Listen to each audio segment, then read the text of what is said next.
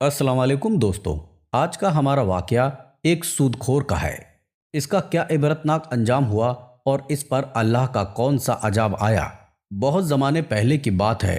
पंजाब के पुराने गांव में अशरफ बाबा का घराना आबाद था। अशरफ बाबा उस खानदान के बुजुर्ग थे और देखा जाए तो पड़ोस के सभी घरों में वो सबसे ज़्यादा ज़ईफ़ थे। हर कोई उनकी बेहद इज्जत करता था।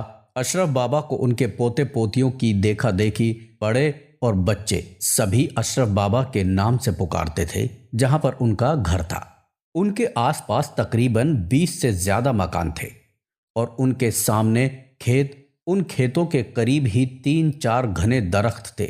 चूंकि यह दरख्त करीब करीब थे लिहाजा उनके मुश्तरका साया बहुत घना और वसी था। बस उन्हीं दरख्तों के साए तले सुबह दिन चढ़ते ही अशरफ बाबा शाहाना पलंग बिछा लेते और दिन भर उस पलंग पर बैठकर हुक्का गुड़गुड़ाते।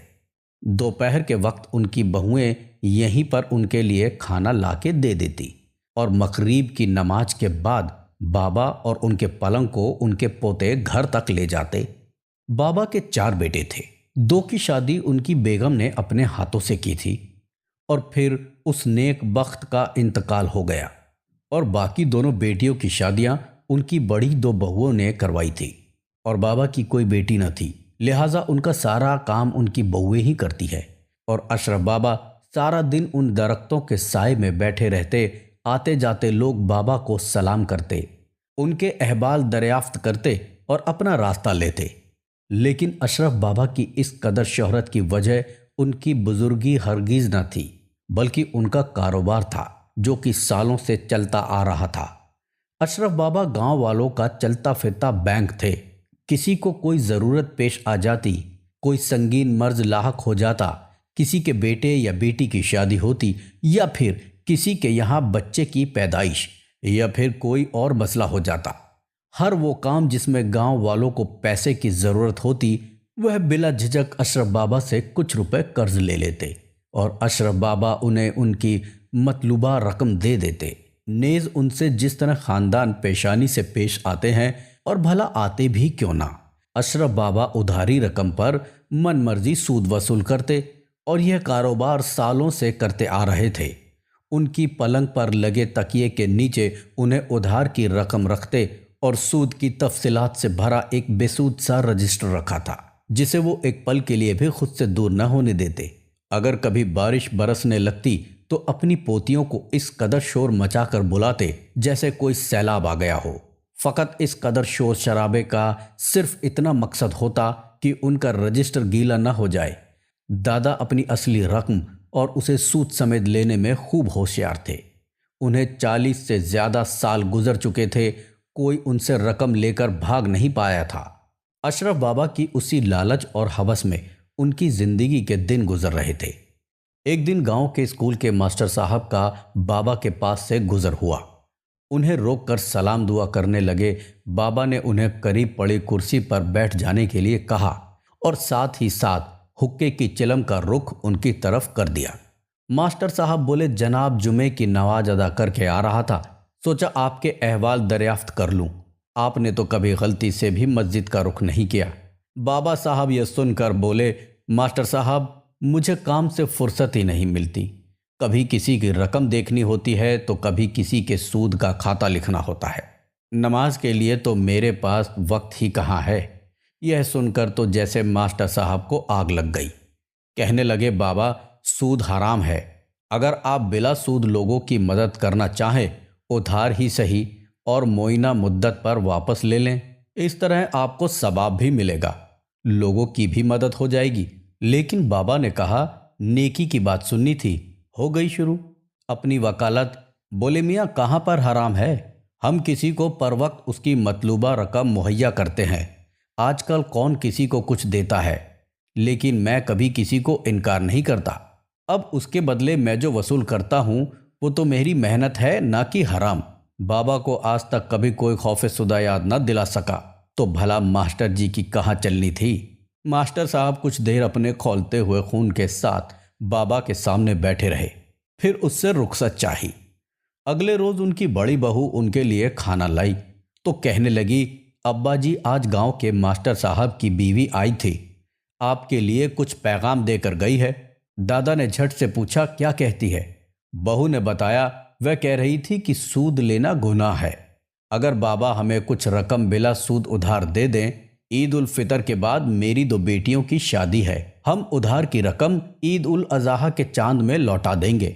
बाबा को यह सुनकर बड़ा गुस्सा आया और बड़बड़ाने लगे, हमारे पास कोई मुफ्त के पैसे नहीं जिसे चाहे दे दें, इसलिए कल मास्टर साहब भी आए थे मेरे पास। उनसे कहो जो तरीका है उसी के मुताबिक उधार मिलेगा, वरना नहीं। यही सावन के महीने का आखिर था और चंद ही दिनों में रमज़ान शरीफ तुल्लू हो गया। बाबा अशरफ रोज़ा तो एक न रखते, अलबत्ता इफ्तार करने में उनका कोई सानी ना था, लेकिन अभी 15 रोज़े ही गुजरे थे कि बाबा के गुर्दों में तकलीफ शुरू हो गई, जिसके बाइस वे काफ़ी तकलीफ में मुबलता हो गए। सारी सारी रात तकलीफ के मारे गुजर जाती। चारों बेटे बाप की तकलीफ से बेहद परेशान थे। आखिर वह घर के बड़े बुजुर्ग थे, उनकी जरा सी आवाज़ पर सारा घर कतार में उनके सामने आकर खड़ा हो जाता। लेकिन बाबा रोज़ ब रोज़ कमज़ोर होते जा रहे थे, कमर बिल्कुल चारपाई से लग गई। बाबा का पलंग अब दिन रात घर में रहने लगा और बाबा भी उसी पर दराज रहते। अब तो उनमें बैठने की भी शकत ना रही। एक दिन बाबा सुबह सुबह ही किसी संगीन सोच में मौजूद थे। शाम को ज्यों ही चारों बेटे घर लौटे, उन्हें अपने पास बुलाया और उन्हें कुछ देर समझाते रहे। फिर उनके बेटे ने अपने बाप को पलंग समेत उनसे कुछ फासले पर मुंतकिल किया। जहां पलंग रखा था उसके चारों पायों की जगह मिट्टी खोदने लगे। कच्चा फर्श था, इसलिए वहां पर मिट्टी खोदते रहे। कुछ ही देर बाद कमरे में 4 घड़े गोद लिए गए और चारों घड़ों में तकरीबन 3-3 फीट की गहराई में से 4 पोटलियां निकली। जब बेटों ने उन्हें खोला तो उसमें से सोने और चांदी के बेशुमार सिक्के निकले। बेटों की आंखें लालच से चमकने लगी। वह जल्दी से सारा माल दूसरे कमरे में हिफाजत से रख आए। अब तो यह रोज का मामूल बन गया। बाबा रोजाना घर के किसी कोने की निशानदेही करता और बेटे उस जगह को खोदकर वहां से दबा हुआ खजाना निकालते। इसी तरह ईद भी आ गई। यह उनकी जिंदगी की सबसे हसीन ईद थी। चारों बेटों की तो रेल पेल हो गई।